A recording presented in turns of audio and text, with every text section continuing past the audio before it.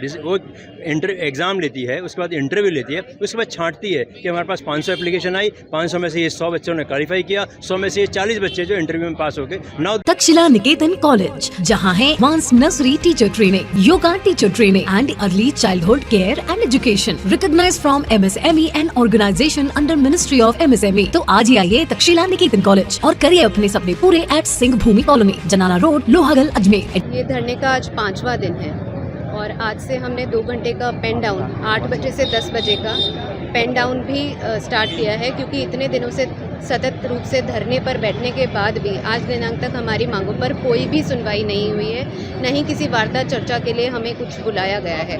तो इसलिए अपनी आवाज़ सरकार तक पहुंचाने के लिए हमें ये कदम उठाना पड़ा है कि 8 से 10 बजे तक का 2 घंटे का पेन डाउन हमने आज से स्टार्ट किया है। और हमारी जो मांग है, जैसा कि आपको पहले से ही विदित है कि हम चाहते हैं कि कोई भी बैकडोर एंट्री नहीं है। अब ये बैकडोर एंट्री किस वजह से की जा रही है? इस वजह से की जा रही है क्योंकि आरपीएससी में जो वैकेंसियां पिछले 5 सालों से निकाली जा रही थी, अब आरपीएससी एक ऐसी संस्था है जो सब जगह के लिए रिक्रूटमेंट करती है और वही एक लीगल चैनल है रिक्रूटमेंट का। अब वहाँ पे जो वैकेंसियाँ निकाली जा रही हैं उनके समय पर ना तो रिजल्ट आ रहे हैं, रिजल्ट आ जाते तो उनकी इंटरव्यू की प्रक्रिया नहीं हो रही है, इंटरव्यू की प्रक्रिया हो रही है तो उनके थ्रू जो रिक्रूटमेंट है, पोस्टिंग्स हैं, वो नहीं आ पा रही हैं। तो इस वजह से पिछले 5 से 6 वर्षों से जो चिकित्सा शिक्षा का क्षेत्र है उसमें वैकेंसी खाली पड़ी है।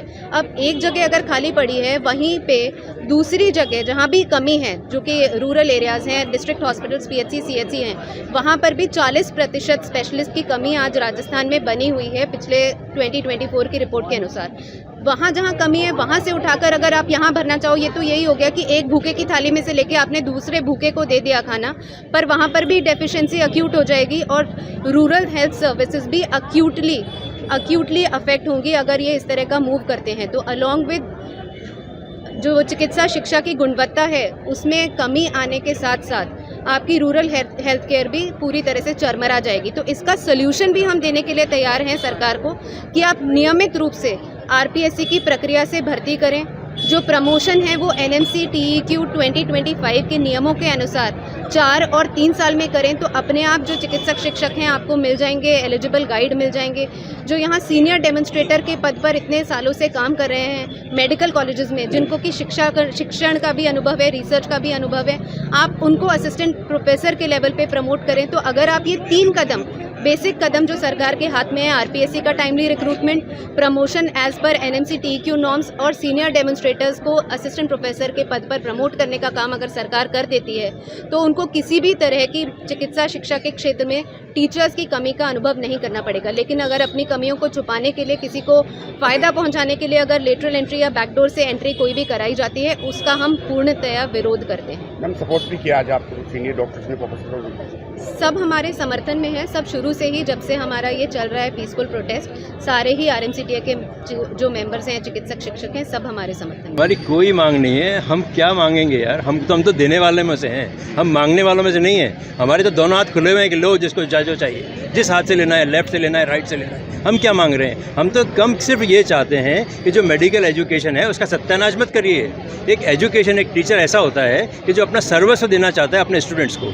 इस आपको पता होना चाहिए कि अगर कोई आपकी तरक्की से खुश होता है तो सिर्फ 2 आदमी खुश होते हैं, या तो आपके माता पिता या आपका टीचर। वो आपकी तरक्की से खुश होते हैं, बाकी सारी दुनिया जलती है। मुंह पर कुछ भी कहें, टीचर आपकी तरक्की से खुश होता है। अगर टीचर अच्छा नहीं होगा तो स्टूडेंट कैसा होगा? ये इसमें कोई समझाने की बात ही नहीं है, इसमें कोई मांग की बात नहीं। हम चाहते हैं कि अच्छे टीचर इस प्रोफेशन में आए। हम कभी नहीं चाहते कि कोई कौन आए कौन नहीं आए, इससे कोई मतलब नहीं है। और अच्छे टीचर की डेफिनेशन क्या होती है? एक आपको स्क्रीनिंग एग्ज़ाम करना पड़ेगा। मैं इस देश में 100 बच्चे पास होकर गए, 100 बच्चों में साहब हम 5 बच्चे टीचर बनना चाहते हैं। 100 का आपने एग्ज़ाम लिया, जो बेस्ट 5 हो गए उसको तो एग्ज़ाम उसको दोगे, या चलो भाई पर्ची निकाल लो, ये 5 आदमी टीचर बन जाएंगे? ऐसा थोड़ी होता है। एक स्क्रीनिंग एग्ज़ाम होता है। वो स्क्रीनिंग एग्ज़ाम ये हमारे लिए कौन करता है? RPSC, जो रिक्रूटमेंट एजेंसी है, राजस्थान पब्लिक सर्विस कमीशन। वो एग्ज़ाम लेती है, उसके बाद इंटरव्यू लेती है, उसके बाद छांटती है कि हमारे पास 500 एप्लीकेशन आई, 500 में से ये 100 बच्चों ने क्वालिफाई किया, 100 में से ये 40 बच्चे जो इंटरव्यू में पास हो गए, now they can become medical teacher. अब सडनली क्या होता है? नहीं साहब,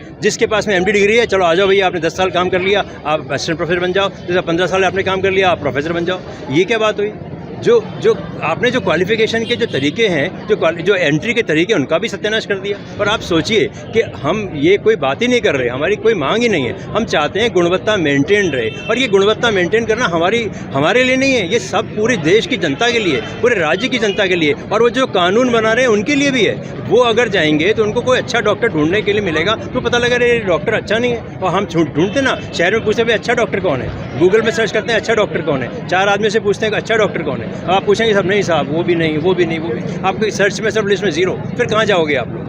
तो हम कोई मांग नहीं कर रहे, हम सिर्फ एक बात चाहते हैं कि मेडिकल एजुकेशन की क्वालिटी मेंटेन रखो, सो दैट ये आपके बेनिफिट का है, हमारा कोई बेनिफिट नहीं है इसमें, एक जनता के बेनिफिट का है, इन जो नेताओं के बेनिफिट का है, इन ब्यूरोक्रेट्स के बेनिफिट का है। उनको सोचना चाहिए कि अगर ये जाएंगे ढूंढने अच्छा डॉक्टर, आज तो मिल जाएंगे, आज से 15 साल बाद सोचिए अगर यही एजुकेशन की क्वालिटी कंटिन्यू रहेगी तो 15 साल वाला डॉक्टर इन नेताओं के बच्चे किसके पास जाएंगे, इन ब्यूरोक्रेट्स के बच्चे किसके पास दिखाने जाएंगे? इनको ये सोचना चाहिए। हमारी और कोई मांग नहीं, इतनी सी बात है हमारी। देखिए, ये तो बड़ा गंभीर विषय है कि हमको इस लेवल पर आना पड़ रहा है, ये बहुत गंभीर विषय है। आप हमसे क्या सवाल पूछते हो? उनसे पूछो कि जो लोग हमारा दर्द नहीं समझ रहे, हमारा क्या खुद का दर्द नहीं समझ रहे, उनसे ये सवाल उनसे होना चाहिए कि अगर हमारे को अगर धरने पर बैठने के बावजूद वो लोग हमसे बात करने को तैयार नहीं है, मुद्दे को समझने को तैयार नहीं है, तो क्या होगा हमें नहीं पता।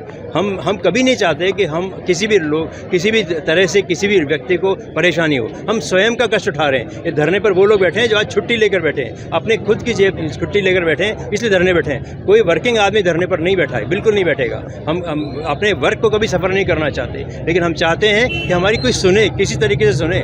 ये हमारी धरने पर बैठने के लिए छुट्टी नहीं है। बिल्कुल, कोई भी आदमी ऐसा नहीं है कि जो वर्किंग में है साइन करके यहाँ बैठा हुआ है, या तो वो ऑफ में है, डे ऑफ में, या छुट्टी लेकर बैठा हुआ है।